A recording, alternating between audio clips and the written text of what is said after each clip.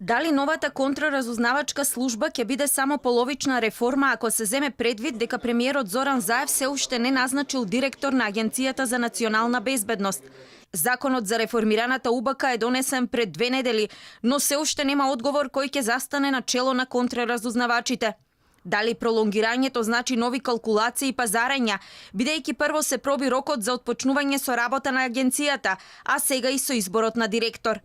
Рокот за отпочнување со работа на АНБ прво беше 1 јуни, па поради преговорите за донесување на законот за што беше потребно двотретинско мнозинство, стартот за почеток на тајната полиција се пролонгираше за септември.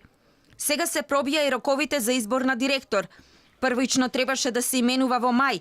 Новиот рок, кој е предвиден со законот за агенција, е 5 дена по стапувањето на законот на сила, а собранието истиот го изгласи на 22 мај, пред 13 дена. Директорот на агенцијата го избира владата, а е на предлог на премиерот. Заев пред неколку дена рече дека допрва анализирал кого да именува за шеф на тајната полиција. И додека власта се мисли, во извештајот на Европската комисија повторно потсетија дека промената на името не гарантира почеток на преговорите со ЕУ. Брисел во неколку точки пишува дека не само во разузнавањето, туку загрижува и корупцијата како и борбата со криминалот. Надзорот и контролата над работата на разузнавачките служби мора да се развива дополнително и да се зајакнува. Корупцијата е присутна во многу области и останува причина за загриженост. Проблемот со честата појава на шверц на северната граница мора дополнително да се третира.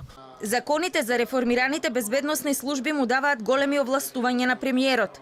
Тактизирањето со рокови за поставување на прв човек на АНБ во неизвестност ги држи вработените во се уште старата УБК, бидејќи од директорот ќе зависи нивното вработување. Поточно тој мора да го распише огласот, а оние кои ќе сакаат да работат во АНБ ќе треба да конкурираат како за ново вработување и да поминат неколку безбедносни проверки, за да станат дел од новата тајна полиција на владата.